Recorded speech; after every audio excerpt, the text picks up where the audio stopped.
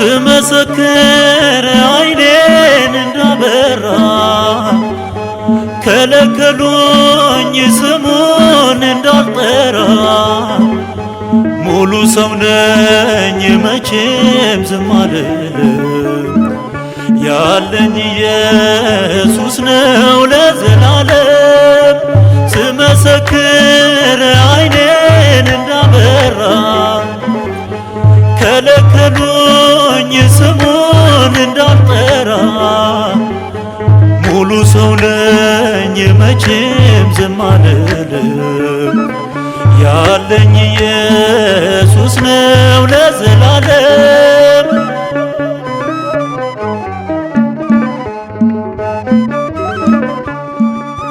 በራሳቸው ፈቃድ ጠይቀው መዳኔን ማመን ተስኗቸው የበራውን አይኔን ማዳኑን አውጄ ከምኩራብ ያስወጡኝ የማይጥለው ንጉሥ ኢየሱስ አቀፈኝ ስመሰክር አይኔን እንዳበራ ከለከሉኝ ስሙን እንዳልጠራ ሙሉ ሰው ነኝ መቼም ዝም አልልም ያለኝ ኢየሱስ ነው ለዘላለም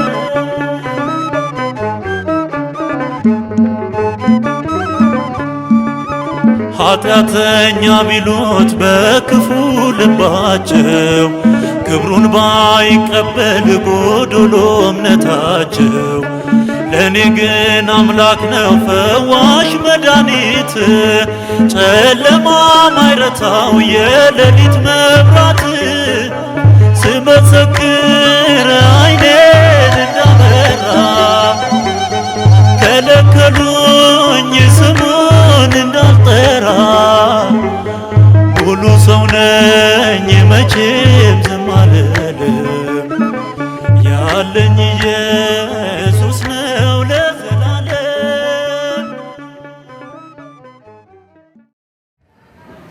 በስመ አብ ወወልድ ወመንፈስ ቅዱስ አሐዱ አምላክ አሜን። እስመ ተአውቀት ጸጋሁ ለእግዚአብሔር በኀበ ኩሉ ሰብ ሰዎችን ሁሉ የሚያድን የእግዚአብሔር ጸጋ ተገልጧልና። ቲቶ ምዕራፍ 2 ቁጥር 11። ጸጋ ማለት ስጦታ ማለት ነው። ስለሆነም ጸጋው ወንጌል በሁሉ ዘንድ ታወቀች፣ ተረዳች። ወንጌል የሰውን ልጆች ከሞት ወደ ሕይወት ከጨለማ ወደሚደነቅ ብርሃን ከሲኦል ወደ ገነት ከገሃነመ እሳት ወደ መንግሥተ ሰማያት ታደርሳለች፣ ታገባለች። በምድር ላይ ለሰው ልጆች ከተሰጣቸው ጸጋዎች አንዱ ጸበል ነው። ሕሙማነ ሥጋ በደዌ ዳኛ በአልጋ ቁራኛ የተያዙ ሕመምተኞች የእግዚአብሔርን አዳኝነት አምነው ተጠምቀው በእግዚአብሔር ኃይል ከሚፈወሱበት ጸጋ አንዱ ጸበል ነው። ጸበል ማለት የተባረከና የእግዚአብሔር ቅዱስ መንፈስ ያለበት ውሃ ነው። በዘፍጥረት 1 እና 3 ላይ የእግዚአብሔር መንፈስ በውሃ ላይ ሰፎ ነበር ይላል። በሐዲስ ኪዳንም ዮሐንስ ምዕራፍ 5 እና ቁጥር 2 ላይ በኢየሩሳሌምም በበጎች በር አጠገብ በዕብራይስጥ ቤተሳይዳ የምትባል አንዲት መጠመቂያ ነበረች ይለናል። እግዚአብሔር ጸጋውን በሰጣቸው ነቢያትና ሐዋርያት አማካይነት በጸበል የተለያዩ ሕሙማነ ሥጋን ፈውሰዋል። እስከ ዛሬም ድረስ ድንቅ በሆነ ሁኔታ ይፈውሳል። ለምሳሌ ንዕማን ከለምጹ በነቢይ ኤልሳ አማካይነት በዮርዳኖስ ተጠምቆ በእግዚአብሔር ኃይል ተፈውሰዋል። እንዲሁም በሁለተኛ ነገሥት ምዕራፍ 5 እና ቁጥር 10 ላይ ኤልሳ ሂድ በዮርዳኖስ 7 ጊዜ ታጠብ፣ ተጠመቅ፣ ሥጋህም ይፈወሳል፣ አንተም ንጹሕ ትሆናለህ ብሎ ወደ እርሱ መልእክተኛ ልኳልና። ጌታችን መድኃኒታችን ኢየሱስ ክርስቶስም በዘመነ ሥጋዌው ለዕብራውያን ብርሃን ሲሰጥ ለምጻሞችን ሲያነጻ በቃሉ ብዙ ገቢረ ተአምራትን ሲያደርግ ሂደው በጸበል ይጠመቁ እና ይፈወሱ ዘንድ ይድኑም ዘንድ አዘዋል። ዮሐንስ ምዕራፍ 9 ቁጥር 6 ላይ ይህንን ብሎ ወደ መሬት እንትፍ ብሎ በምራቁም ጭቃ አድርጎ በጭቃውም የዕውሩን ዓይኖች ቀባና ሂደህ በሰሊሆም መጠመቂያ ታጠብ ተጠመቅ አለው። አምላካችን እግዚአብሔር ኃይሉን ማዳኑንና የቸርነቱን ሥራ በወደደው መንገድ ሁሉ ያስተላልፍ ዘንድ ይችላል። ለምሳሌ በብሉይ ኪዳን ዘመን የኤልሳዕ አጽም ሁለተኛ ነገሥት ላይ እንደተጻፈው ምዕራፍ 13 ቁጥር 20 ላይ የሙሴ በትር በዘጸአት ምዕራፍ 14 እና ቁጥር 16 ላይ በእነዚህ እና በሌሎችም እግዚአብሔር የማዳንን ኃይሉ ለሰው ልጆች ገልጠዋል። በሐዋርያው በቅዱስ ጴጥሮስ ጥላ እግዚአብሔር ድውያንን ሥጋን ይፈውስ እንደነበር በግብረ ሐዋርያት ምዕራፍ 5 እና ቁጥር 13 ላይ ስለዚህ ጴጥሮስን ሲያልፍ ጥላውን ቢሆን ከእነርሱ አንዱ ይጋርድ ዘንድ ድውያንን ወደ አደባባይ አውጥተው በአልጋና በወሰካ ያኑሯቸው ነበር። በጳውሎስ ጨርቅ አጋንንትን ይወጡ ድውያንን ሥጋን ይፈወሱ ነበር። በዚያ ጨርቅ አድሮ ተአምራትን የሚያደርግ እግዚአብሔር ነው እንጂ ጨርቁ አይደለም። በግብረ ሐዋርያት ምዕራፍ 19 ቁጥር 11 ላይ እግዚአብሔር በጳውሎስ እጅ የሚያስደንቅ ተአምራትን ያደርግ ነበር። ስለዚህም ከአካሉ ጨርቅ ወይም ልብስ ድዌዎች ይወስዱ ነበር፣ ደዌያቸውም ይለቃቸው ነበር፣ ክፉዎች መናፍስትም ይወጡ ነበር። እንዲሁም ዛሬ በዘመናችን ጸጋው ባደላቸው እጅ የሚፈወሱትን ሕሙማን የሚያድናቸው ሕይወት የሚሰጣቸው እግዚአብሔር ነው። ይህ የፈውስ ጸጋም ከእግዚአብሔር የሚሰጥ የእግዚአብሔር ኃይል ነው። ማርቆስ ምዕራፍ 16 ቁጥር 17 ላይ ስለሆነም የእግዚአብሔርን አዳኝነት አምኖ በመቀበል ከዚህ የፈውስ በረከት በመሳተፍ ከደዌ ሥጋ በመዳን ለሀገርም ለቤተ ክርስቲያንም ለወገንም ጤናማና አምራች ዜጋ መሆን ይቻላል። ለዚህም በረከት እና ጸጋ እግዚአብሔር አምላካችን ያድለን ያብቃል። በስመ አብ ወወልድ ወመንፈስ ቅዱስ አሐዱ አምላክ አሜን። ብፁዕ አባታችን ብፁዕ አቡነ ሳሙኤል በኢትዮጵያ ኦርቶዶክስ ተዋሕዶ ቤተ ክርስቲያን ልማትና ክርስቲያናዊ ተራድኦ ኮሚሽን ሊቀ ጳጳስ፣ የተከበሩ አባታችን የዚህ ታላቅ ደብር አስተዳዳሪ መልአከ ሰላም ዘላለም እሰይ፣ አባቶች ካህናት፣ ወንድሞች ዲያቆናት፣ ሁላችሁም የእግዚአብሔር ቤተሰቦች እንደምን አደራችሁ? ልዑል እግዚአብሔር ዛሬም ዘወትርም ለዘላለም ስሙ የተመሰገነ ይሁን። የሰራዊት ጌታ እግዚአብሔር ዘርን ባያስቀርልን ኖሮ እንደ ሰዶም በሆንን እንደ ገሞራም በመሰልን። ትንቢተ ኢሳይያስ ምዕራፍ 1 ቁጥር 9 ላይ የምናገኘው ቃል ነው። ያቺ የቀረችልን ዘር እመቤታችን ቅድስት ድንግል ማርያም ናት። ክፉ ዘር በዝቶ ደጉ ዘር አንሶ በነበረበት ጊዜ አይቷት ገና በርቀት ድንግልን ዘር ባያስቀርልን በማለት ተናገረ። ደግ ዘር ቀረ ማለት ነው። ክፉ ያልቃል፣ ክፉ ይጠፋል። ክፉ በራሱ ስራ፣ በቤተሰቡ ስራ፣ በዘመኑ ፍጻሜ ጊዜያቶች ክፉን ያስገኛሉ። በዲያብሎስ ውጊያ ክፉ ዘር ይሆናል። ያቺ ድንቅ ዘር እመቤታችን በእሷ በኩል ጌታችን ኢየሱስ ክርስቶስ ባረከ። ትንቢተ ኢሳይያስ ምዕራፍ 1 ቁጥር 4 ላይ ኃጢአተኛ ወገንና በደል የተሞላበት ሕዝብ፣ የክፉዎች ዘር፣ ርኩሰትን የምታደርጉ ልጆች ሆይ ወዮላችሁ! እግዚአብሔርን ትተውታልና እስራኤልንም ቅዱስ አቃለዋልና ወደ ኋላቸው እየሄዱ ተለይተዋልና ደግሞ ዓመፃ እየጨመራችሁ ለምን ገና ደግሞ ትቀሰፋላችሁ ይላል።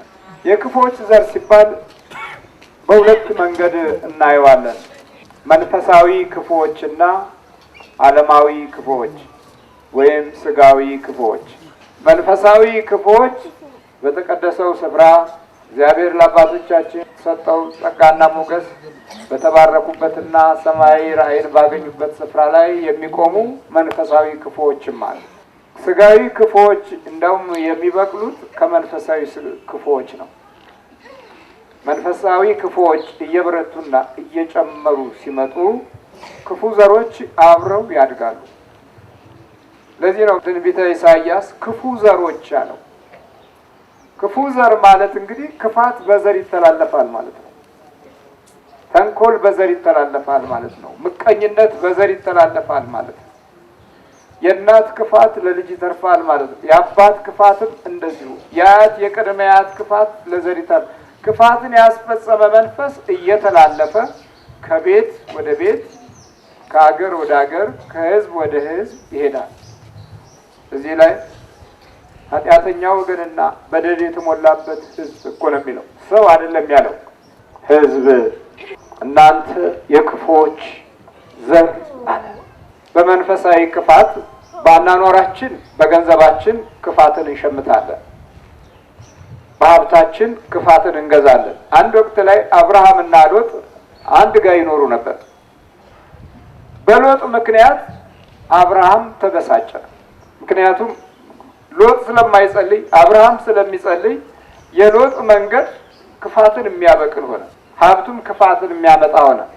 በኋላ በሎጥ ጠባቂዎችና በአብርሃም ጠባቂዎች መካከል ጠብ ሆነና የእግዚአብሔርን መገለጥ እስከ ተወሰነ ዘመን ድረስ አገደው። አብርሃም እግዚአብሔር እየተገለጠለት ይመራ የነበረበት ሰዓት ያ የመገለጡ ጊዜና ዘመን እየረዘመ መጣበትና በኋላ ምን አለ? ሎጥ ሆይ በእኔ ሀብትና በአንተ ሀብት መካከል፣ በአንተ እረኞችን በእኔ እረኞች መካከል ጠብ ሆኗል፣ ከእኔ ትለይ ዘንድ እለምንሃለሁ አለ። ወዲያው ሎጥ እረኞቹንም ሀብቱንም ይዞ ሶዶም ሀገር ገባ። የክፉዎች ሀገር ገባ ማለት ነው። በታሪክ ውስጥ የተጠራበት የህይወት ጎዳና ሲታይ በመንፈሳዊው ዘር በኩል በአብርሃም ህይወትና ገበና ወይም የቃል ኪዳን ተስፋ ውስጥ መኖር ይችል ነበረ። ሎጥ ግን አልቻለም። ሀብቱ፣ ገንዘቡ፣ ኑሮው፣ ቤተሰቡ ከሰማይ አምላክ እድል ጋር ያልተጨባበጠና ያልተያያዘ ስለነበረ በጸሎትና በምስጋና ይኖርባቸው የነበሩት ሰዓቶችም በህይወት ውስጥ እየጎደሉና እየጠፉ ስለመጡ በሀብቱ መካከል በኑሮው መካከል ጠብ ነገሰና የአብርሃምን ራእይ ለተወሰነ ዘመንም ቢሆን ገታው። ሲለይ ግን በዘፍጥረት ምዕራፍ 13 ላይ እግዚአብሔር ለአብርሃም ተገለጠለትና እኔ ወደማሳይህ ምድር ውጣ አለው። እግዚአብሔር ያየውን አብርሃም እንዲያይ እድል አገኘ።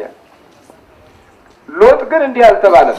ሎጥ በራሱ አይን አይቶ የሶዶምና የገሞራን አገር በህይወት ውስጥ እንደ አንድ ትልቅ ቦታ ሰጠውና እንደ ምድር ገነት ያለች ነች አለና ለከብት ይመቻል፣ ለሳር ይመቻል፣ ለብልጽግና ይመቻል፣ ለኑሮ ይመቻል ብሎ የሶዶም ሀገርን መረጠ። እሺ የክፉን ዘር መረጣ አልመረጣ? ይኸውላችሁ በራሳችን ምርጫ የክፉዎች ዘሮች ልኖር እንችላለን። እግዚአብሔርን ሳንፈልገው እስከ ሰማይ አምላክ ወጥተን ራሳችን የክፉ ዘሮች ልኖር እንችላለን። አሁን በሎጥ ህይወት የአብርሃምን የመስዋዕት ታሪክና የእግዚአብሔርን መገለጥ በሚገባ ያውቃል። ሎጥ ግን መንፈሳዊ ክፉ ዘር ሆነ። ለምን? የክፎችን ዘሮችና የክፎችን ቦታ መረጠና ሄደ። ከዛ በኋላ ጋብቻውም እዛው ሶዶም ሀገር ውስጥ ተጠናቀቀ። ከሶዶም ምድር ያገባት ሚስቱ ወይኔ ሀገሬ የምትል እና ወይኔ ህዝቤ የምትል ነበር። የኃጢአተኞችንና የክፉዎችን ዘር እንደ ህዝቧ እንደ ወገኗ የምታደርግ ነበር። የሎጥ ህይወት ወጥመድ ውስጥ ገባ። የክፉዎች ዘር መንፈሳዊም ሆኖ የክፉዎች ዘር ይሆናል ማለት ነው። ሎጥ በባህሪው መንፈሳዊ በታሪክ አምባ ውስጥ እድል የነበረው ግን አሁን እዚህ ያለው ከክፉዎች ዘር ጋር ነው። ሶዶምና ገሞራ የምትወድምበት ጊዜ ሲደርስ እነሆ ታላቅ የሆነ የእሳት ቁጣ በመጣ ጊዜ የጌታ መልአክ መጥቶ ሎጥን ለማውጣት ሲታገል ሎጥ ሀብቴ፣ ከብቴ፣ በረቴ፣ ኑሮዬ፣ ልጆቼ እያለ ወደ ኋላ ሲያፈገፍግ እድሉን አገኙና ሚስቱና ሁለት ልጆቹ እንዲወጡ ተደረገ። ከሎጥ ጋር 4 ቤተሰብ ከሶዶምና ገሞራ ወጣ። ያ የክፋት ሀብት ወደመ፣ ወደ ዘር አልተላለፈ። ብረት ድስትና ማንቆርቆሪያ እንኳን ለመያዝ እድል አላገኙም፣ ወጡ። ሎጥ የደከመበት ታሪክ በመንፈሳዊ ሕይወት አንጻር ሲታይ ምንም አልነበረም፣ ከንቱ ሆነ በቃ ሁሉ ነገር። የአብርሃም ሀብትና ገንዘብ ኑሮ በመንፈሳዊ አምላክ መንፈስ ቅዱስ ሲጠበቅ ስለነበረ ለትውልድ የሚቀር የበረከት ዘር በአብርሃም ሕይወት ውስጥ ይገኝ ስለነበረ ጥንቃቄ ያደርግ ነበረ። ምንጊዜም መንፈሳዊ ክፉዎች የበለጠ ከስጋዊ ክፉዎች ትልቅ በደል ይፈጽማሉ። መንፈሳዊ ክፉዎች የእግዚአብሔርን መንፈስ እንዳይገለጥ ያደርጋሉ። ሰማያዊ ራእይ እንዳናገኝ ያደርጋሉ። መንፈሳዊ ክፉዎች ከሰማይ ተስፋ አምባ እንድንለይ ያደርጋሉ። ስጋዊ ክፉዎች ዲያብሎስን የበለጠ ይቀበላሉ። የክፉ መንፈስ መስተናገጃ ይሆናሉ። የዲያብሎስ መሳሪያ ይሆናሉ። መንፈሳዊ ክፉዎች መለኮታዊ ምሪትን ያቋርጣሉ። ሰማያዊ እርዳታን ያቆማሉ። ስጋዊ ክፉዎች ለተንኮልና ለአመፃ ለክፉ መንፈስ መሳሪያና ጥልቅ የሆነ ኃይል ይሆናሉ። እግዚአብሔር አምላካችን ከሁለቱም አደጋዎች ይጠብቃል። አንድ ቃልቻ፣ አንድ ጠንቋይ በአንድ አካባቢ አንዱ ካለ በከተማ ውስጥ በየቀኑ 20 ሰው እንኳ ቢሄድ 20 መተት ይዞ ቢመጣ ስንት ሰው በየቀኑ ተመተተበት ማለት ነው? 20 ሰው ተመተተበት ማለት ነው። ነገም እንደዛው 20 ሰው ከሄደ 20 መተት ይዞ ይመጣል። በሁለት ቀን ውስጥ 40 ሰው ተመተተበት ማለት ነው። በአንድ አመት ስንት ሰው አለቀ ማለት ነው? ስንት ሰው ታሰረ ማለት ነው? ማየት ያለብን አሁን ከዚህ አንጻር ነው። መንፈሳዊ ክፉ ዘሮችና ዓለማዊ ክፉ ዘሮች። ሎጥ ከዛ በኋላ ሲሄድ ማስጠንቀቂያ ተሰጥቷል። ወደ ሶዶምና ገሞራ የሚመለከት ሁሉ የጨው ድንጋይ ይሆናል፣ ዞር ብሎ እንዳይመለከቱ መልአኩም ነገረው፣ ለቤተሰቡም ተናገረ። ከክፉ ዘር የተገኘች ስለነበረች የሎጥ ሚስት ሀገሬና ሕዝቤ እንደዚህ ወደመ ብላ ዞር ስትል 4 ሆነው ወጥተው ነበረ። እሷም የጨው ድንጋይ ሆና ቀረች። በማቴዎስ ወንጌል ላይ የሎጥን ሚስት አስቧት ይላል። የት እንደቀረች፣ መንገድ ላይ እንደቀረች፣ ታሪኳ እንደተለወጠ።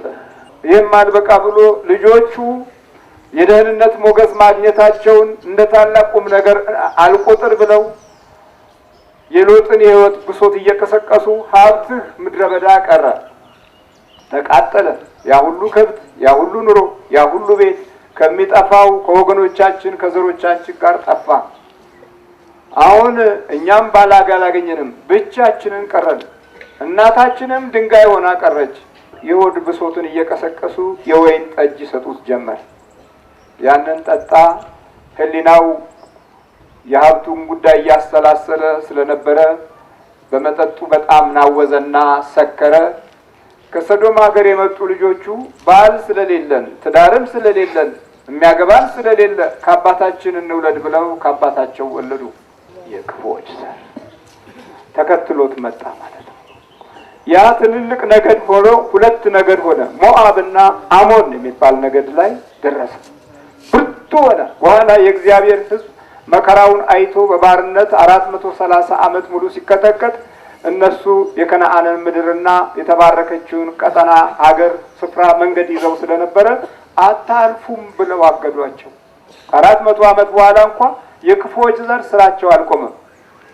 የሟርት መንፈሳቸውን በለዓምን እንደ ረጋሚ አድርገው ሲንቀሳቀሱ እርገብልን፣ ይህን ሕዝብ በመንገዳችን እንዳያልፍ፣ መንገዱ እንዲበላሽበት፣ ቀጠናው እንዲጠፋው፣ አዙሪት እንዲይዘው፣ በወጣበት በገባበት ላይ መቅሰፍት እንዲሆንበት፣ ክፉ ጠላት ኃይል እንዲበዛበት፣ እድሉ እንዲበላሽ፣ የተስፋው ኃይል እንዲቆም እርገምልን አለ። ሊረግም ወጣና እንደገና ተገለበጠና እሱ እኔ ጻድቃን ሞት ልሙት ብሎ ጸለየ። አየዋለሁ ግን አሁን አይደለም ብሎ ሰማያዊውን ራእይ የጌታችን ኢየሱስ ክርስቶስና የድንግል ማርያም የቤታችንን በቤተልሔም መገኘትና መውለድን ጭምር የተስፋውን ቃል ተናገረ። እግዚአብሔር እርግማኑን ለወጠላቸው። በለዓምን ወዶት ሳይሆን እግዚአብሔር ሕዝቡን ወዶ ስለነበረ የበለዓምን ሕይወት የክፉን ዘር ሕይወት ለወጠ። እግዚአብሔር አምላካችን ዛሬም የኛን ሕይወት ይለውጥልን። እኛም እንደዚሁ ከሆን ቆይተናል። የክፉዎች ዘር በመሆን ጎዳና ውስጥ ብዙ ስቃይ ገጥሞናል። ስጋዊ ክፉዎች በሎጥ ሕይወት ውስጥ የነበረውን ጉዳት አምጥተዋል። መንፈሳዊ ክፉዎች ራት ሲበሉ ዲያብሎስ ስምዖን በይሁዳ ልብ አሳልፎ እንዲሰጠው ሐሳብ አስገባ ይላል። ዲያብሎስ በይሁዳ እኮ ነው። ይሁዳ ከ12ቱ ታላላቅ የሐዋርያት ደቀ መዛሙርት ውስጥ አንደኛው ክፍል ነው። መረጠው፣ ወደደው፣ አፈቀረው፣ ወደ ሐዋርያት ማህበር ገባ። ግን የሚገርመው የክፉዎች ዘር ነው። ተመርጧል። በእግዚአብሔር አምላክ ምርጫ ውስጥ እድሉ ሰፊ ሆኗል። ድውያኖች ሲፈወሱ አይቷል። ችግረኞች ከችግራቸው ሲላቀቁ አይቷል። በጭንቅ ውስጥ የነበሩ ከጭንቀታቸው ሲወጡ አይቷል። ደም የፈሰሳት ምስኪን 12 ዓመት ሙሉ የተሰቃየችው ልብሱን ዳሳ ደሟ ሲቆም አይቷል። ግን የሚገርመው የክፉዎች ዘር ነው። አባቱ ታላቅ ነቢይን ተደፋፍሮ ስለነበረ ካንተ የሚወለደው ጌታህን ይሸጣል ተብሎ የተነገረለት ነበር። የክፉዎች ዘር በክፋትና በምቀኝነት በተንኮል የኖርንባቸው ህይወቶች ትውልድን 100% ወደ ክፋት እንደሚመራ አልገባን ብሎ ከኖርን ዘመናት አልፏል። ሌላው ደግሞ አለመጸለያችን የክፉ ዘር ሊያመጣ እንደሚችል አልተገነዘብንም። በክፋት የመጣ ገንዘብ ትውልድን ክፉ ሊያደርግ እንደሚችልም አላወቅንም። በመባረክ አቅጣጫ ውስጥ እንድናልፍ እድሉን ለማግኘት እምቢ ስላል ምንም ክፉ እየጎተተን በረከታችንና ሰማይ እድላችንን ካጣን በጣም ብዙ ቆይተናል። ይኸውላችሁ እራት ሲበሉ ዲያብሎስ በስምዖን ልጅ በይሁዳ ልብ አሳልፎ ይሰጠው ዘንድ ሐሳብ አስገባ። የማታ እራት አባቶች ሲመርቁ የማታ እራት ይስጥ ይላሉ። የማታ በሽምግልና ጊዜ በሰላም የማታ እራት ሽማግሌዎች የማታ እራት ያገኛሉ። ወጣቶች የማታ እራት ያገኛሉ። በራት ጊዜ ክፉ አለለክ ለመለወጥ ክፉ ዘር ለማድረግ በፊት የነበረውን የኋላው ተከትሎ በመንፈሳዊም እንኳን ክፉ ዘር አይምሰለን። በመንፈሳዊ ክፉ ዘር ብዙ ትውልድ ተበላሽቷል። ለዛውም በእግዚአብሔር አምላክ ደጅ ውስጥ እየተመላለሱ በክፋትና በተንኮል በመተትና በሟርት የኖሩ ስንት ትልልቅ ሰዎች ያልናቸው ሰዎችን አሳልፈናል። ውጤቱን ስናየው ግን ክፉ ዘር ተራምደን ሄደን ኖረን ሰርተን የክፉ ዘር አስበን አቅደን የክፉ ዘር ስንዴ ዘርቶ እንክርዳድ ሲያፍስ ምን ይባላል? ክፉ ዘር። የዘራሁት ስንዴ ነበረ፣ ይሄ ክፉ ዘር ግን መሀል በቅሏል ይላል ገበሬው። እናንተ ክፉ ዘሮች፣ ይኸው በራት ጊዜ ዲያብሎስ እኮ ነው የሚለው። ቀጥታ እኮ ነው።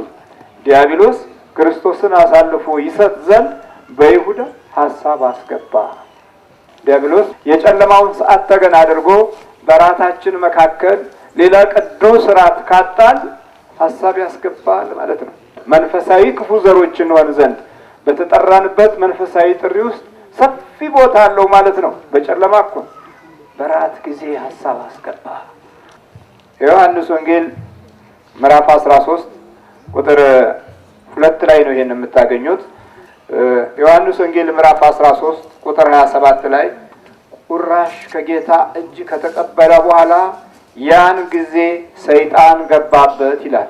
መንፈሳዊ ክፉ ዘር ሆነ አልሆነም ከሐዋርያት ውስጥ እኮ አንዱ ነው።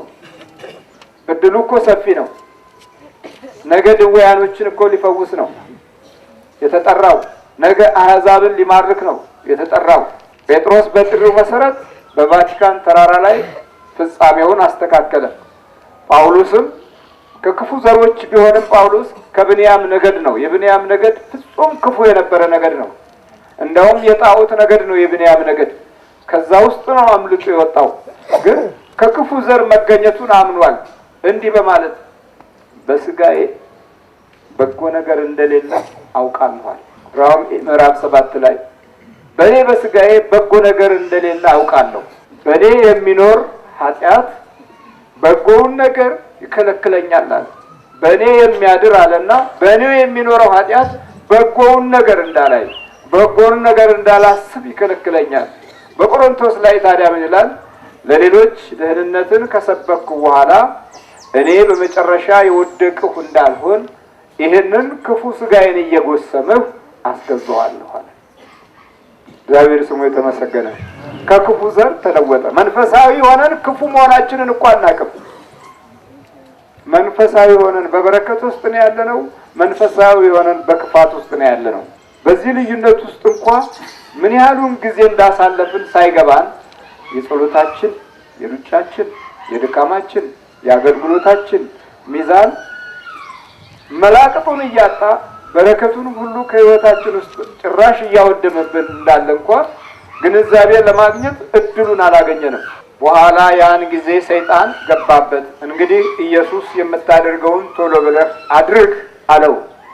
ከጌታ እጅ ሲቀበል ምሕረት ነበረ እንጂ ኃይል እንጂ በረከት እንጂ ከሱ እጅ ቁራሽ ሲቀበል ሰይጣን ገባበት እኮ ነው። እንዴት ነው ነገሩ? ካላሰብንበት ለካ እንዲህም ይሆናል። ካልተረዳ ነው ለካ እንደዚህም ይሆናል።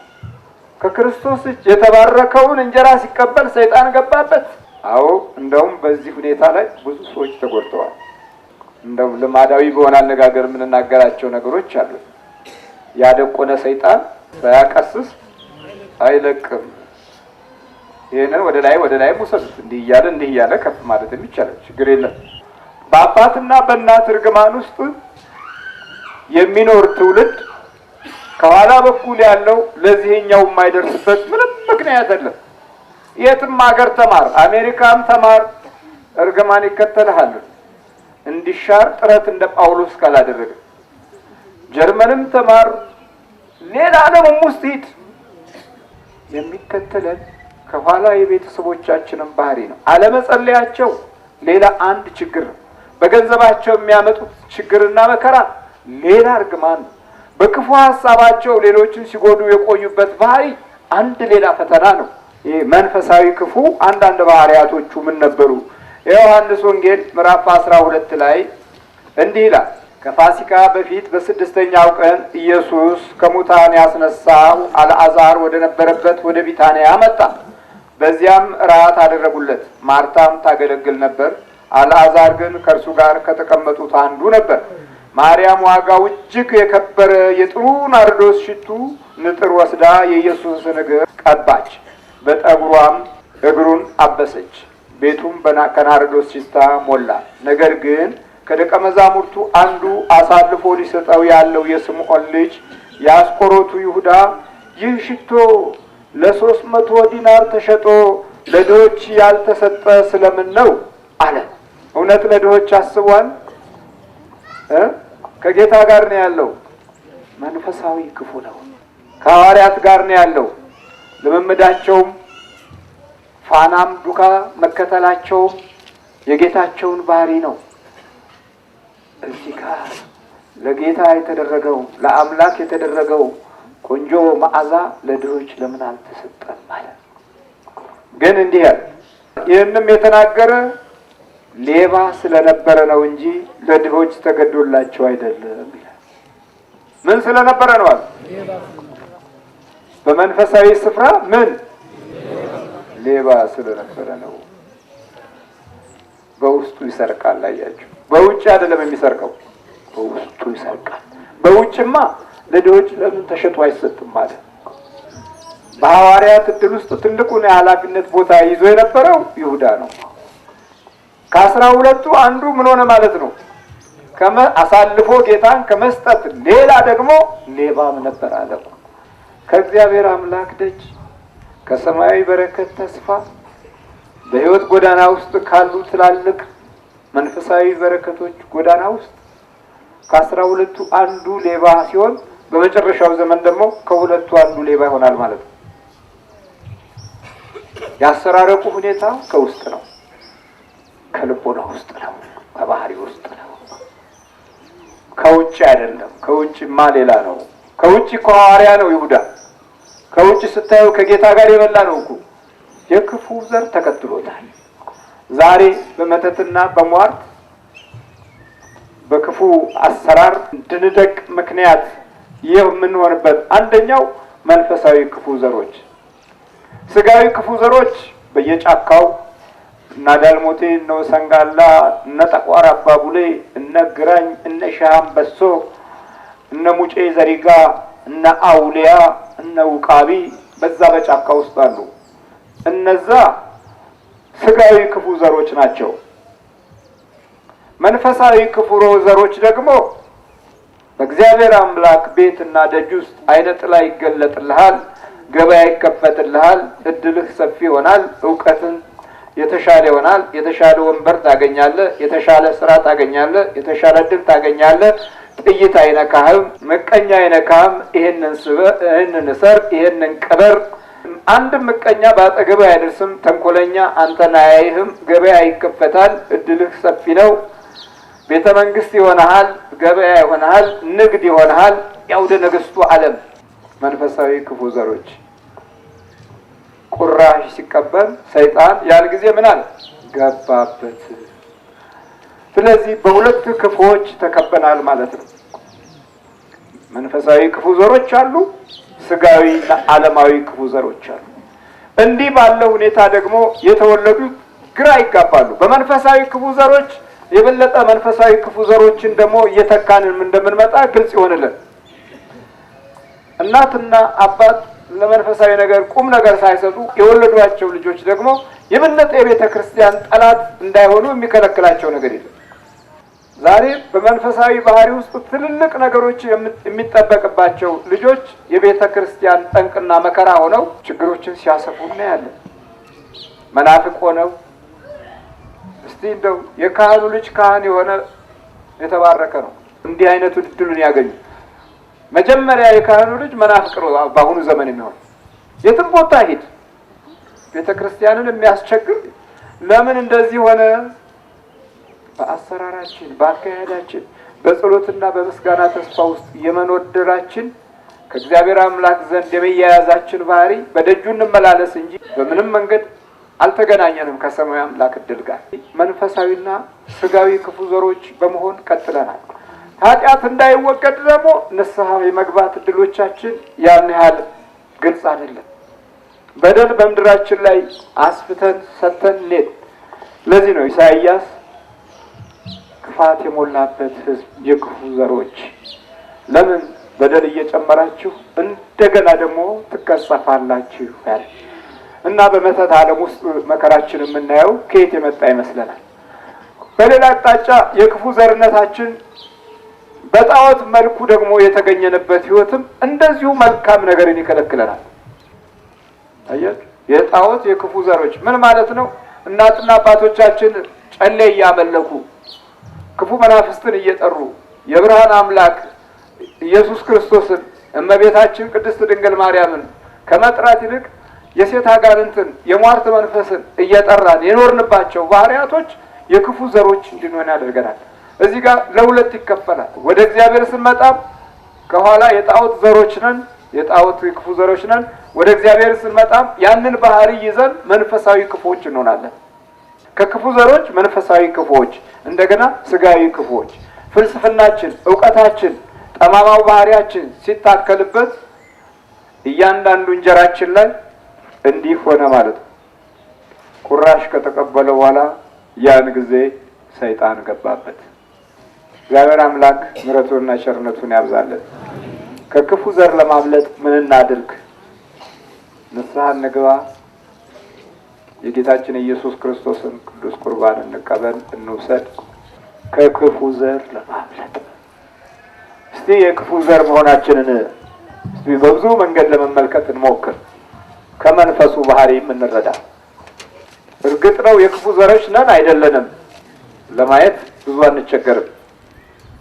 ነንም አይደለንም ለማለት ማየት እንችላለን።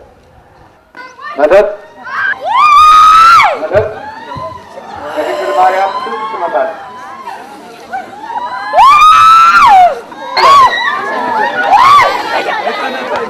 ለስራት ያዝ አታብሉ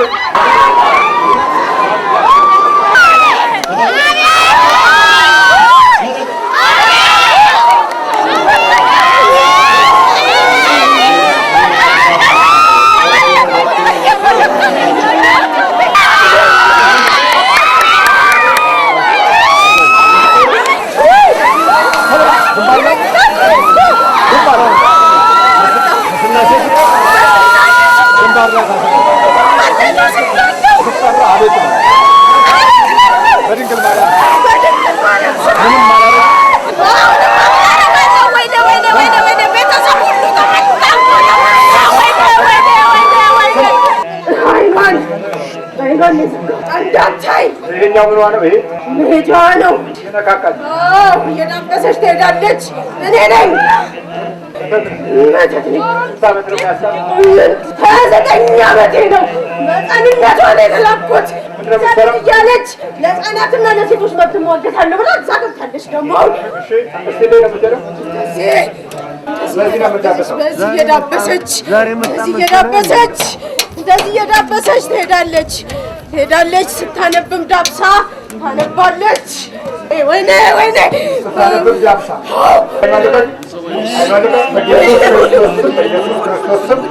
በኢየሱስ ክርስቶስ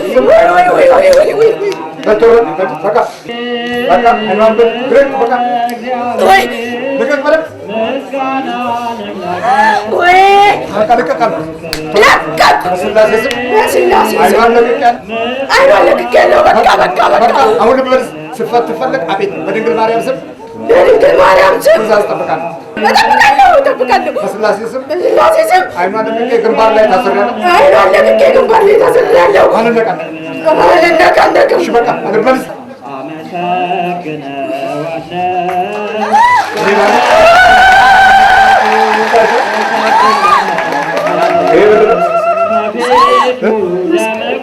ምንድን ነው?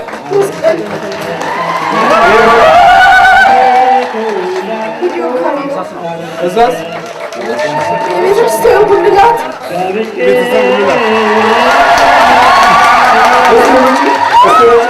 እያየሽ በደንብ ሩጭ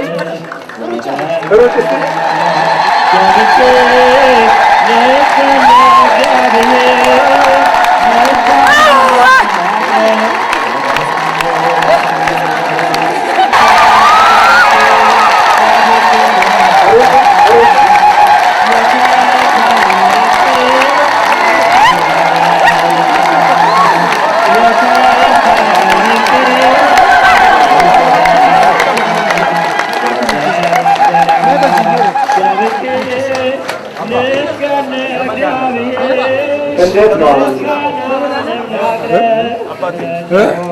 ዘመዴ ነች። አውቃታለሁ። ዘመዴ ነች። አውቃታለሁ። አታይም ነበር? በፍጹም አታይም። ታዲያ ምን ትላለህ? በስመ አብ ተአምር ነው ያየሁት። ተአምር ነው ያየሁት። ፍቅር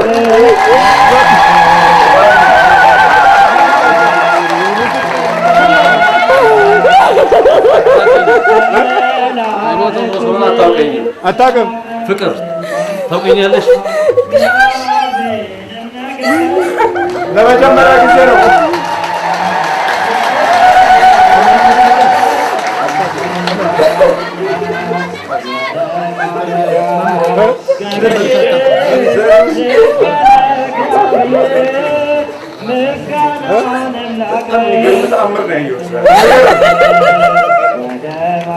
ከአዲስ አበባ ዩኒቨርሲቲ በሕግ ዲግሪ የተመረቀች ወንድሟ ኢንጂነር ነው። ወንድሟ የኔ የአክስቴ ልጅ ነው። እሷ ፍቅር ጥበቡ ትባላለች። ናዝሬት ነበረች። በጣም የሚገርም ተአምር ነው ያየሁት። አይታ እንደዚህ ሮጣ ብዬ አይታ መሄዷ ይታያል።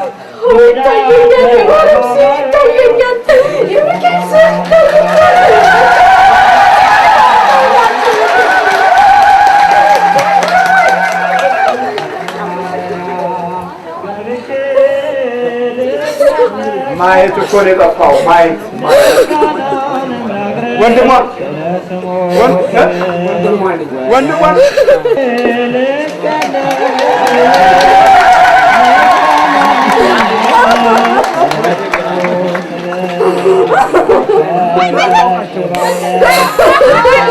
ወንድምሽ ላይ ታውቀዋለህ? ድምፁን ነው ፊቱን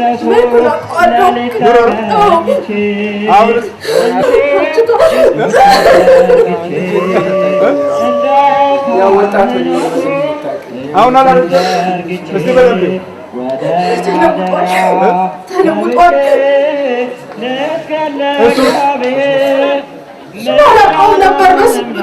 በድምፅ ብቻ ነበረ የማውቀው፣ በመልክ አላውቀውም ነበረ።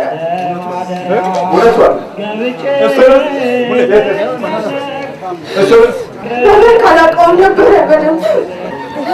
አዎ እኔም በመልክ እንጂ የምታውቀኝ ሌላ የምታውቀው ነገር አለ። አይኗ ታውሮ ነበር። ታውሮ አታይም ነበር፣ ፈጽሞ አታይም ነበር። አንተስ ደግሞ ማለት ተሰበሰበ ቤተሰብ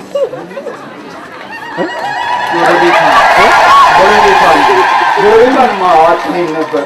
መንገድ ላይ መተን ተቀብለናት ነው ወደ ቤት ይዘናት የምንሄደው። መብራን እንኳን ስማች ለክፎቹ መተተኛው ይሄን ያደርጋል፣ ለክርስቲያኖቹ ደግሞ እግዚአብሔር ይሄን ያደርጋል።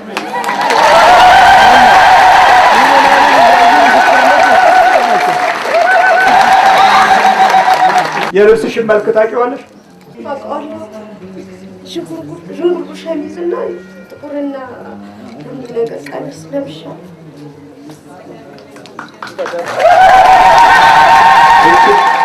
ይሄን ነገር ትፈልጊዋለሽ? ይሄማ የእኔ አይደለም። በቃ ከእንግዲህ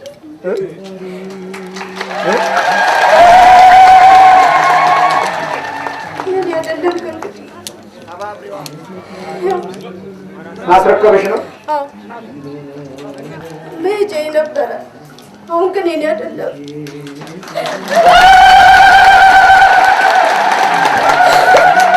ይኸው ተረክበናል።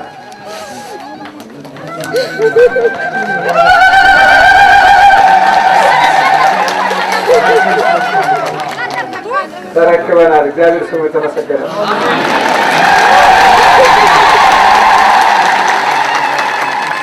ያላዩት ያሉ ያዩት ይታወራሉ።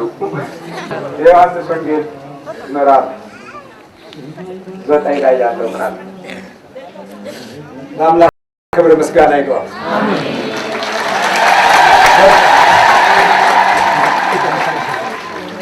አሁን እንደው እንዴት ነው ነገሩ? ላንቺ ግራ አላለሽ? እኔ ከምገልጸው በላይ ሆኖብኛል። እግዚአብሔር ስራ ለኔ ማክሰኞና ሮብ ከጠበሉ ጋር እንዳትነሱ። እሺ እመጣለሁ። በቃ እንኳን ደስ ያለሽ። የመስሪያ ቤታችን ባልደረባችን ስራ ይሰራል። እግዚአብሔር ድንቅ። አሜን። እንኳን ደስ ያለሽ። በጣም ደስ ብሎኛል።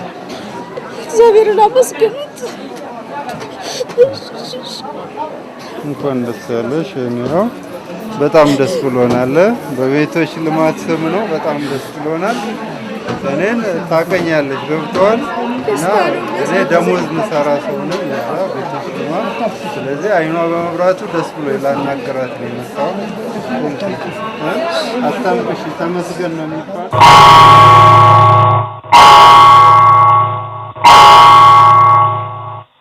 አሁን በኢትዮጵያ ሰዓት አቆጣጠር ከምሽቱ 3 ሰዓት ሆኗል። ኢትዮጵያ ለዘላለም ትኖር። እንግዲህ ማንጠግቦች በመጀመሪያው ምዕራፍ የሚሰሙትን ወሬዎቻችንን ርዕሶች ለአድማጮች ንገሪልን። ፍቅርተ ወደ ብርሃን ተመለሰች። እንግዲህ ወደ መጀመሪያው ወሬያችን ነው የምናልፈው። ማንጠግቦች ፍቅርተ ወደ ብርሃን ተመለሰች፣ ህይወቷን በደስታ ተሞላ። ዮሐንስ ያዋላወርቅ ስለ ፍቅርተ የጨለማና የብርሃን ህይወት ያወጋላችኋል። ቀድሞ ተሰራበት በነበረው ቢሮዋ ውስጥ ድንገት የተገኘችውን የሥራ ባልደረባ ያየ በእንባ ያልታጠበ በሲቃ ተይዞ የሚናገረውን ያጣ በሳግ ያልተሞላ ሰው አልነበረም። ባለፈው ሰኞ ዕለት ቦታው በቤቶች ልማት ፕሮጀክት ጽሕፈት ቤት የቀድሞ ሰራተኛ ወይዘሮ ፍቅርተን ያዩ ባልደረቦቿ ነበሩ በደስታም ባሲራጩ የነበሩት። ወይዘሮ ፍቅርተን ማንም ሰራተኛ የሚያውቃት ነጭ በትር ይዛ በሰው እየተመራችና እየተደገፈች በብሬል እየጻፈችና እያነበበች ስራዋን ስትሰራ ነበር። ፍቅርተ ማየት የተሳናት ነበረችና ባሳለፍነው ሰኞ ዕለት ግን አንድ ነገር ተከሰተ። ፍቅርተ ጓደኞቿን በአይኔ አየኋችሁ እኮ አለቻቸው። እውነታውን ለማመን የተቸገሩት ባልደረቦቿ በደስታና በግርምት የሚሆኑትን አጡ። እያቀፉ ጨምቋታል። አይኗን የሚዳብሱና የሚስሙት ብዙዎች ነበሩ። እንደ ሕፃን ልጅም እኔ ማንነኝ ምንድነው የለበስኩት የሚሉት ትንሽ አልነበሩም። ጓደኞቿን ማየት ተስኗት የምታውቋትን ፍቅርተን በአይኔ አየኋችሁ እኮ ስትላችሁ ምን አላችሁ አልናቸው። አለቀስኩ። ሳያትም ምንድነው እሁድ እስከ ማታ ስንደዋወል ነበርና ነገር እኮ ከለራችሁ ላይ ነው አስዬ ስትል በቃ ይዛኔ ነው ውስጤ የተሰማኝ። ሰኞ ጠዋት ስትመጣ ሳያት በቃ እንባዬ ነው የቀደመው። የደስታም እንባ ነው። ብዙ አይነ ስውር ይበራል በጸበል ሲባል እሰማለሁ። አይነ ስውር ሆና እኔ ጋር ነበረች። አይናማም ሆና ደግሞ አየኋት። እግዚአብሔር የተመሰገነ ይሁን። ለ3 ዓመት ገደማ የኖረችበትን መስሪያ ቤት በህግ ባለሙያ ወይም በነገረ ፈጅነት ስትሰራ የነበረችው ፍቅርተ ረዳት ሊቀጠርላት ማስታወቂያ ወጣ። ከማስታወቂያው መስፈርቶች አንዱ ብሬል ማንበብ የሚችል የሚል ነበር። አጋጣሚ ሆነና ፍቅርተ ስራ ቀየረች። ወይዘሮ ፍቅርተ ከ2 ወር በፊት ሰብአዊ መብት ኮሚሽን በኤክስፐርትነት ስራ አግኝታ ወደዚያው ተዛወረች። ለ2 ወር ያህልም ሰራች። የስራ መጀመሪያም ዓለም አቀፍ ስምምነቶችን ወደ ብሬል ተገልብጦ ተሰጣት። ይህን በተረከበች ሳምንት ባልሞላ ጊዜ ውስጥ ግን አይኖቿ በሩ። ይህን ተአምር ያዩ የአዲሱ መስሪያ ቤት ባልደረቦቿም ትላንት እንኳን ደስ ያለሽ ብለው ስጦታዎችን አዘጋጅተው ትንሽ ድግስ አደረጉላት። እግዚአብሔር በቃ ድንቅ ስራ አድርጎልኛል። እናንተም ይህን መልካም ነገር ስላዘጋጃችሁ መጀመሪያ አምላኬን ቀጥሎ እናንተን አመሰግናለሁ። እግዚአብሔር ከእናንተ ጋር ቀላቅሎኛል። በቃ እግዚአብሔርን አመስግኑልኝ። የኮሚሽኑ ኃላፊዎችና ሰራተኞች እንዲህ ያለች ተአምረኛ ሰራተኛ ስላገኘን ደስተኞች ነን አሉ። ወይዘሮ ፍቅርተ ጥበቡ በአዲስ አበባ 6 ኪሎ አካባቢ ተወልዳ አደገች። እስከ 7ኛ ክፍልም ዳግማዊ ምኒልክ ትምህርት ቤት ተማረች። 7ኛ ክፍል ስትደርስ ግን የአይኗ ብርሃን ደከመ። ለሷ ፊደሎችን ከብላክቦርድ ላይ አይቶ ማንበብ አስቸጋሪ ሆነ። ሕክምና ሄደች። በእምነቷም ጸበሉን ሞከረች። ተስፋ የሚሆንም ነገር ጠፋ። አይኗ ፀሐይንና ጨለማን ከመለየት ባሻገርም ምንም የሚታያት ነገር አልነበረም። ከዚያም በምስራች ዕደ ጥበብ የብሬል መሰረተ ትምህርት ተማረችና በብርሃን እጦት ምክንያት ያጣችውን ትምህርት ቀጠለች። ዩኒቨርሲቲም ድረስ በሕግ ዲግሪዋን ተማረች። እነሆም ባለፈው እሁድ ጥር 2 ቀን በእስጢፋኖስ ቤተክርስቲያን ጸበል ስትጠመቅ ቆይታ ከቅዳሴ በኋላ ራሷን ሳተች። ስትነቃም የአይኗ ብርሃን ተመልሶ ነጫጭ የለበሱ ብዙ ሰዎችንም አየኋለች። ልክ ሲበራ ህዝብ ተሰብስቦ ቤተክርስቲያኑን እንዲከቦ ከዛ የቤተክርስቲያኑ በረንዳ ላይ ሁሉ ከዛ የቤተክርስቲያኑ ጉልላት በቃ ልዩ ነበር ደስታዬ። እውነቴን ነው የምልህ ከድንጋጤው ጋራ ማለት ነው። እና ይሄን ድንቅ ስራ የሰራ አምላክ ይክበር ይመስገን። እኔ በቃ ሌላ ቃል የለኝም።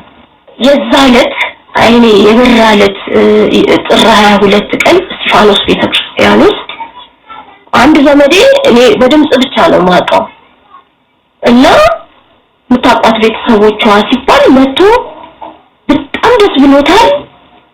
በጣም ደስ በቃ ሳጋንቆታል።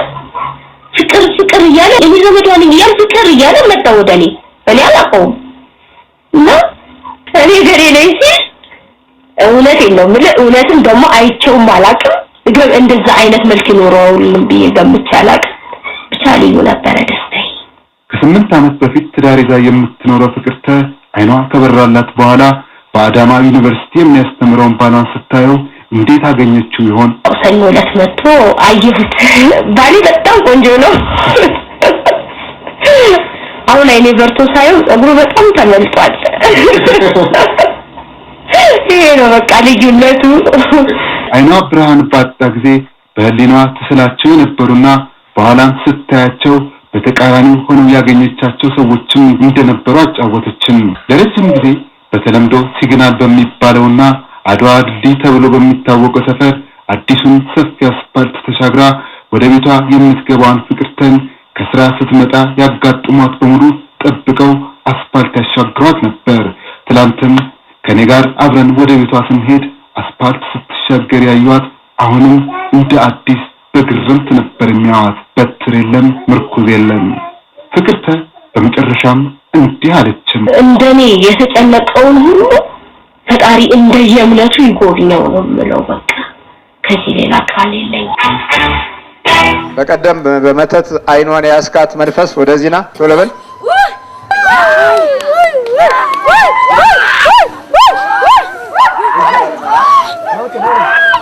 ምንድነው እሱ ያስከው? መጻፊያ።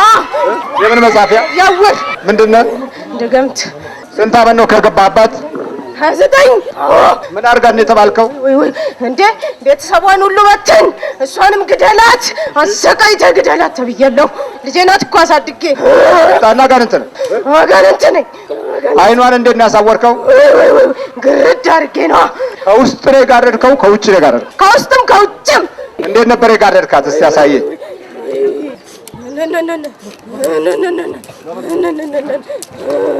አዎ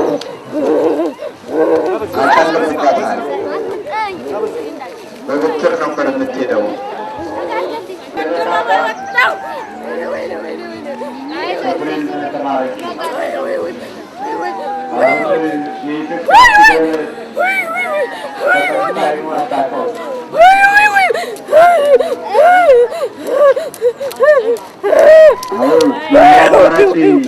በብትር መሄድ ነው የክፋት ልጆች የፈጸሙት። ክፉ ትውልድ ይላል በመጽሐፍ ቅዱስ ውስጥ። አይኗን ያስካት። ይሄኛውስ እንዴት ነው? ለምሳሌ ለማስተማር ምን ላይ ነው የምጽፈው? ወረቀቱ ከውስጥ ነው። እግዚአብሔር ይመስገን በልና ጻፍ። ያቃጥላል እኮ እሱ። ግድ የለም ጻፍ። ኢየሱስ ክርስቶስ ድንግል ማርያም ትመስገን በልና ጻፍ።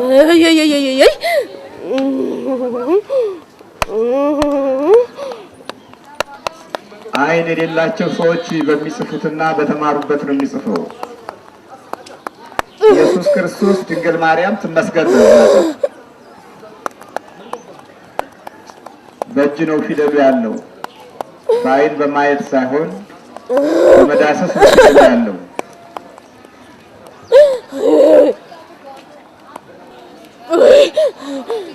ስሟ የሚበልጥ ኃይል ስላለው ይህንን ለአንድ ጊዜ አትቸገርም። እስከዛሬ ኖረሃል ብዬ ነው። ኢየሱስ ክርስቶስ ድንግል ማርያም ትመስገን ብለን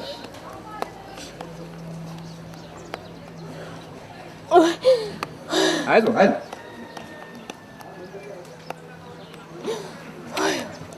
ጻፍከው? እስቲ ይሄ መጻፊያዋ ነው። እስቲ በላሰው ኢየሱስ ክርስቶስ ድንግል ማርያም ትመስገን። ኢየሱስ ክርስቶስ ድንግል ማርያም ትመስገን። ወይ ወይ ወይ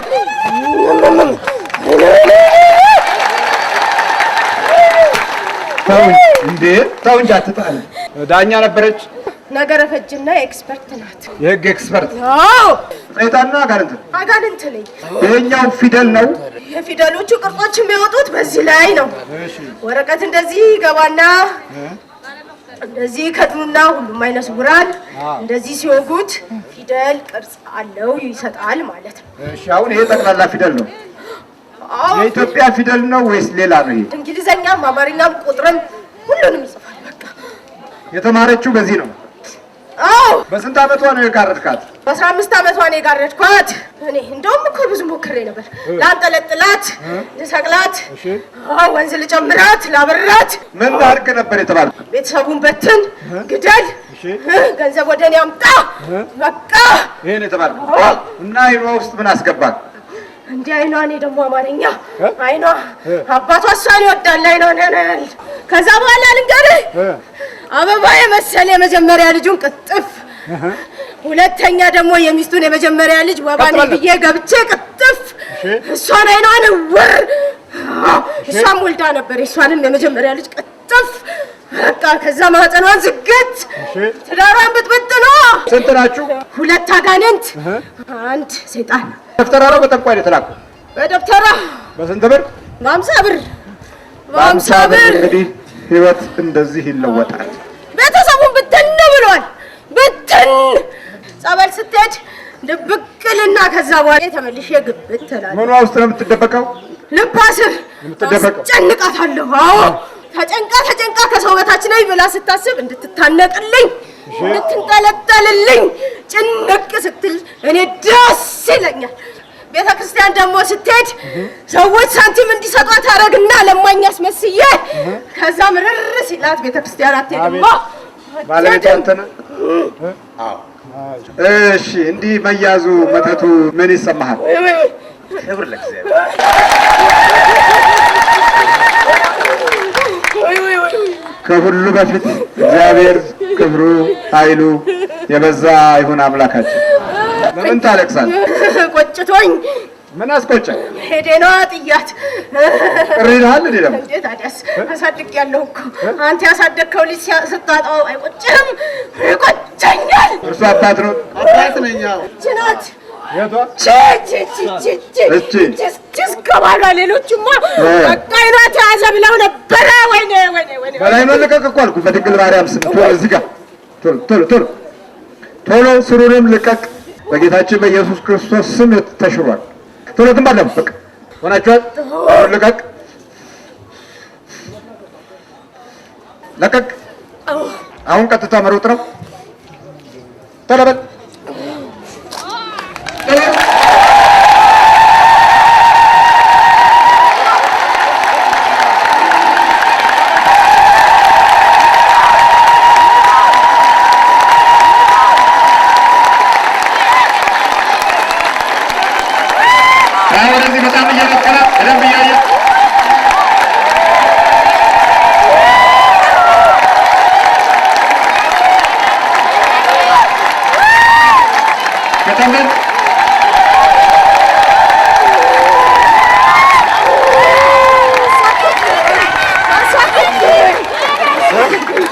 ክርስቲያኑ ሁሉ ተደሰተ። ወይኔ ዛሬ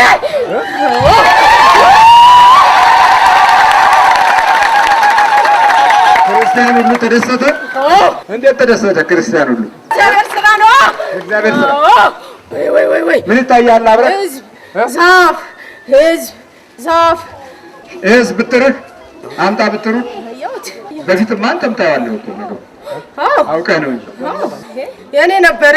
ምን ይሰማውታል? አባታችን የእግዚአብሔር ምስጋና ገዳም ተብዬ ነበር። አመለጠኝ። የት ነበር የተማረችው ትምህርቷን? ዳግማዊ ምኒልክ። እሺ ይኸኛውን የት የተማረችው? የምስራች ዕደ ጥበብ የሚባል ትምህርት ቤት 4 ኪሎ አካባቢ 5 ኪሎ አካባቢ የዳበሳ ትምህርት ቤት። በመጠሪያ ስሙ ምንድን ነው የሚባለው? ብሬል ትምህርት ቤት ይባላል። በቃ ምን ተሰማሁት አባታችን? እኔ በበኩሌ እግዚአብሔር ምስጋና ለእግዚአብሔር ይድረሰው። ይህንን ሁሉ በላይ ላይ እንግዲህ እኔም ላይ ሰፍሮ ልጄ ላይ አልፎ እንደዚህ የሚያደርገው ነገር እግዚአብሔር መቼስ በኃይሉ እኔ ልጄን ላዳነኝ አመሰግናለሁ። አመስግኑልኝ፣ እግዚአብሔርን አመስግኑልኝ። በሀገር ውስጥ አሉ የተባሉ ዶክተሮች በሙሉ አይተዋል፣ ግን ያው ሊሆን አልቻለም። እኔማ ውርም ደንቆሮም አድርጌ ትምህርቷን አስጥቼ ጥልጥል እንድትልልኝ ነበረ። መራት ከሰውነታቸው ብላ እንድትንጠለጠልልኝ ነበረ። ሰቅላ እኛ ጋር እንድትሆን ማለት እናት ጋር ሲሆን በገዛ ፈቃዷ ተናዳ እንድትሰቀል ብስጭት ብላ እንድትሰቀል ነበረ። ለነገሮች ትኩረት በመስጠቱ ጉዳይ ላይ የአቅማችን መጣሩ አንድ ሌላ ነገር ሲሆን፣ በሌላ አቅጣጫ ግን ያልደረስንበት ጠላትና መንፈስ የክፉ ኃይል አሰራር እንዴት ጉዳት ሊያመጣ እንደሚችል በሙያ ትምህርት ቤት ስላላገኘ ነው ንቀነዋል። በዩኒቨርሲቲያችን ስለማይነገር ፕሮፌሰሮቻችን እና ዶክተሮቻችን ምሁራኖቻችን የሰይጣኑን ዓለም ጉዳት በሃይማኖት አቅጣጫ ውስጥ አልፈው መረዳት ስለማይፈልጉ፣ ስለዚህ በቀጥታም ይሁን በተዘዋዋሪ ራሳቸውም ችግር ላይ ወድቃሉ። ትውልድም ችግር ላይ ሲወድቅ አይገባቸውም። እግዚአብሔር ማስተዋሉን ይስጠን። ኤፍታህ ይበለን። እሱ ተከፈት ካለ አይከፈትም እንዴ? እግዚአብሔር ስሙ የተመሰገነ ይሁን። የብሬሉን እንትን አምጣ።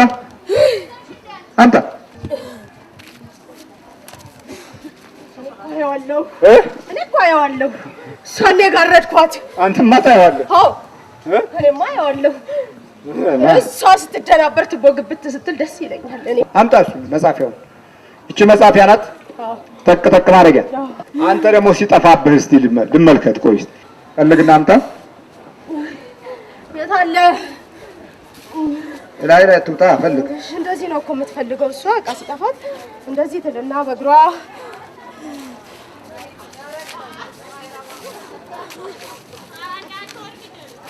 በእግር ነው በዳበሳ በእግሯ ፈልጋ ታገኘዋለች እሷ። እሺ አምጣ አምጣ። ፈልግና አይተህ አምጣ።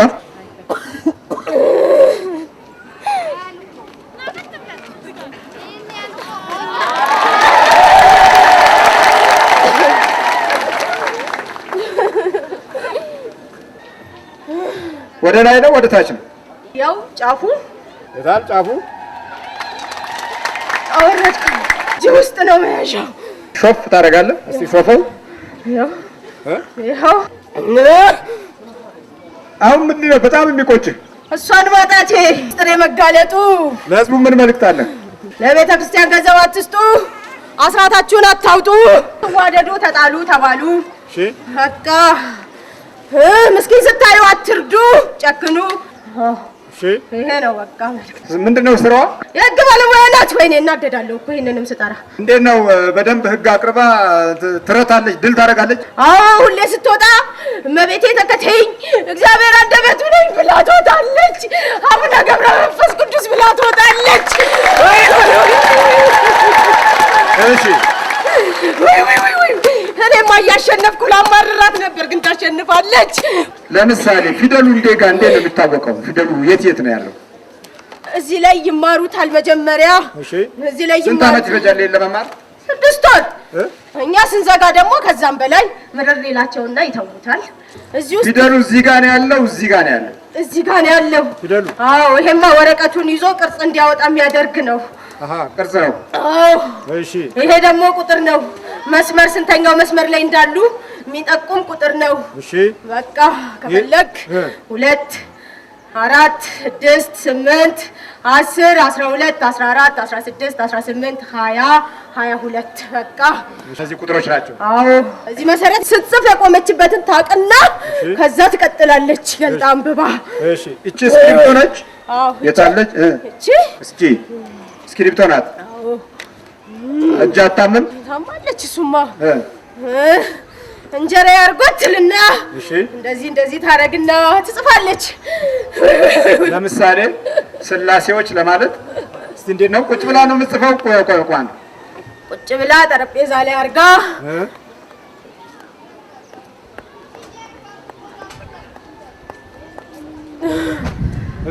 ያው አልኩልሽ። ስላሴዎች አዎ አማርኛን የሚያሳየው ወይስ አማርኛ?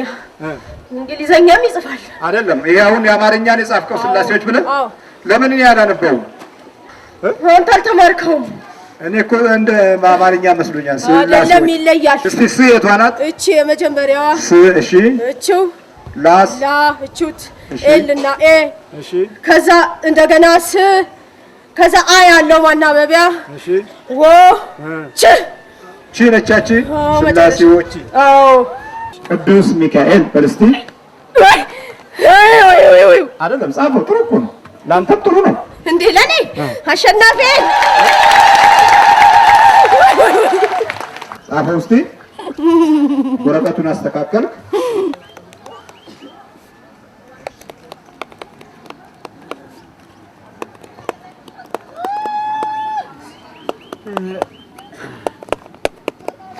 ያው ምን አልከው?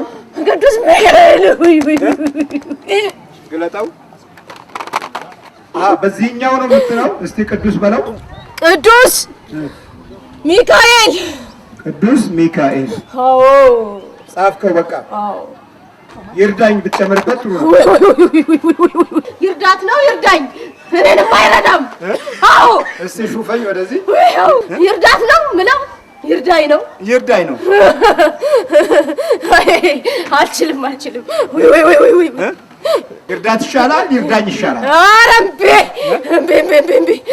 እሱ መጥቶ ያጠፋኛል። እሷን ይርዳት። እድሏንም አይኗንም አካሄዷንም መንገዷንም ለማጨለም ነበር ሀሳብ። አዎ ቁጫር ካም እጄት ነው ያለው። በደንብ አስተካከል። ተነስ በል እስቲ። ልደብቅብህ እችላለሁ። እሺ ደብቄብሃለሁ። ፈልግና አምጣ። አይቼ አላጎነበስክም። ታላንቺ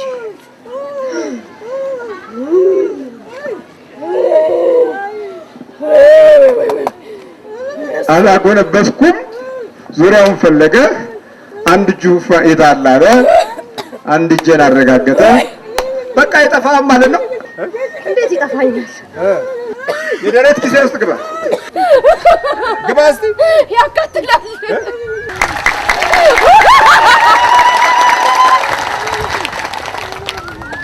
እና በዚህ በኩል ከዚህ ጋር አልቆምም። ከአባቷ ለምን አልወደውም። የክፎች ሰዎች ጉዳይ አስፈጻሚ ነው ሰይጣን። ስማ ሕክምናውንም ባለሙያዎችንም ትምህርት ቤቱንም መንግስትንም ነው እኮ ያታለልከው። አዎ እንዴት? የእሷን አይን አጥፍቼ ነው። ሐኪም ምን አላልከኝ? የነርቭ ነው አለ። ጠባሳ ነው አለ። እሺ ልገልህ ነበር የተላኩት። ልጅህን አስገደልኩት። አንተ አመለጥክ። የዛ ቀን ጊዮርጊስ ደርሰህ ስትመለስ የተጣላው እኔ ነኝ። እኔ ተልኬ ልጄን ያስገደልክ አንተ? አዎ እኔ ነኝ። ኃይሉ ጥበቡን ቅጥፍ እሷ ጋር እየሄድኩ ነበረ። አሁን ከዛም በኋላ ቤት ስንገባ ረብሻ ጠበቀን። እኔ ተረብኩ፣ ተደብድቤ እኔ ተረብኩ። ልጄ ደግሞ ወዲያውኑ ሌሊቱን ተቀጥቅጦ ሞተ። ልጄ 20 ዓመት ነው። የት ሀገር ነው? እዚሁ 6 ኪሎ አካባቢ ውስጥ ነኝ። የዛ ቀን እኮ እሷንም ይዤ የመጣሁት በግርግሩ መሀል ትንሽ ስለነበረች ገብታ እንድትጨፈለቅልኝ ነበረ። እሷ ቅዱስ ጊዮርጊስ ትላለች፣ አቦዬ ትላለች። አሁን ትሄዳላችሁ አትሉ? እንሄዳለን። ቶሎ ባጠነውታ ቶሎ በል ቶሎ ፈጠን አዘጋጅ። ጠቅላላ ስንት ናችሁ? 3። ስንት ዶክተር ያሸነፋችሁት ሰይጣን ናችሁ? አዎ።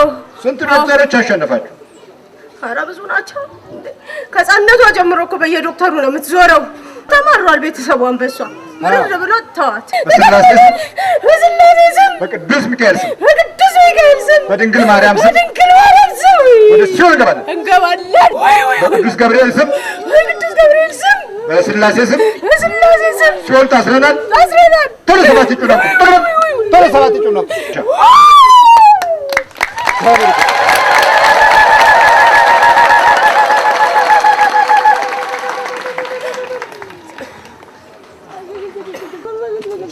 ማነሽ?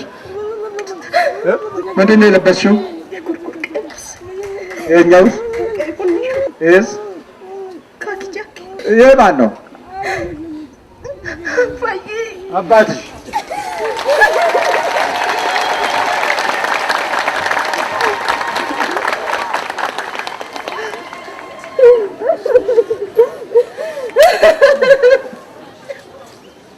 እሱስ ማን ነው?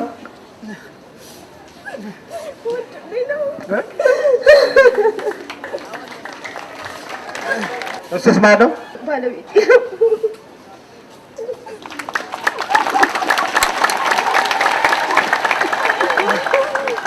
አይዞህ። እሺ እሺ፣ ምስጋና ለእግዚአብሔር። እሷስ ማነች? ስንት ዓመት ሙሉ የተጨነቅንበት ዛሬ እሱስ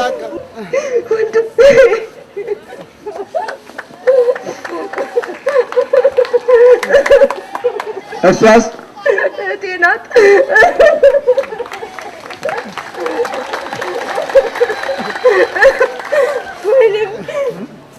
ምን ይታየሻል? ወደዚህ ከዚህ ነው የሚታይሽ? አባትሽ አሁን ካለው ረጅም ናቸው አጭር ናቸው? ረጅም ነው። ጺማቸውን እስቲ ዳብሽው ጺማቸውን።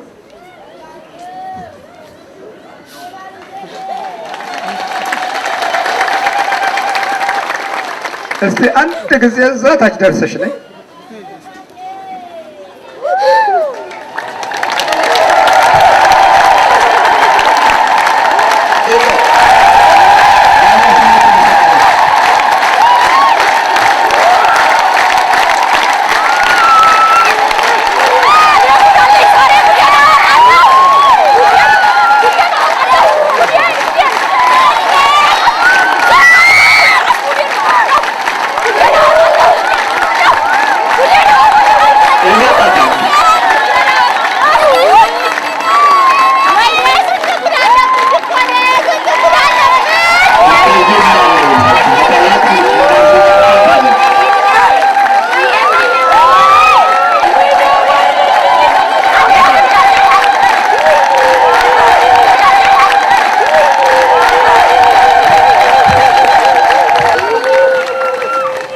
በደንብ ይታይሽ።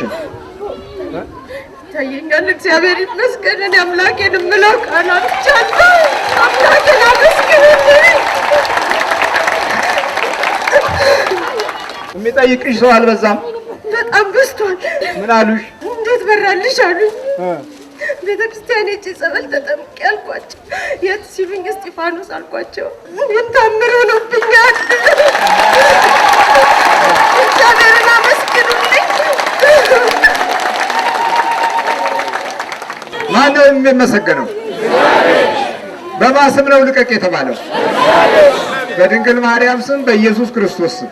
መተት ከሰራ ቤተክርስቲያን ድርሻዋ የት ጋ ነው? ለመተት ቅድሚያ የምንሰጥ ከሆነ እግዚአብሔር አይሰራም ብለን ከወሰንን ሃይማኖት አለን የምንለው ፍሬው የት ጋ ነው? መተትን እየሰበክን እንኑር? መምህር ግርማ ጋ ነው እስቲያቸው ምን ቅር አይላቸውም? አንዳንድ ሰዎች ቅር ይላቸዋል። አዎ መምህር ግርማ ሲባል ይጎፈንናቸዋል። እግዚአብሔር አይሰራም እንዴ? ይላል። መስገድ ነው እንዲሰራ። የክፋትና የተንኮል ዘር ቅር ይለዋል። ይሄ አጋንንትና የቡዳው ዘር ቅር ይለዋል። ለሌሎች ሞትን የሚመኝ ለሌሎች ጥፋትን የሚመኝ እድሜ ልኩን በጎ ነገርን የማይፈልግ ቅር ይለዋል፣ ይሰማዋል፣ ይናደዳል። አሁን እዚህ ውስጥ የሚናደዱ አሉ። ተናደ እበዳት እንጂ እግዚአብሔር ይሰራል። ለምን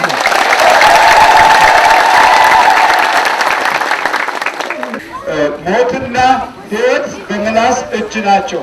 መጽሐፈ ምሳሌ 18 ላይ ተመልከት። በተናገርክበት ክፉ ባህሪ ውስጥ ያደረው መንፈስ ነገ ላንተ ጨካኝ ይሆናል። ስለዚህ የአፍህን ክፋት ታጭዳለህ፣ ችግር የለም። የልብ ትዕቢት እንደ ስጋ ባህሪ አንድ ቀን ይወድቃል።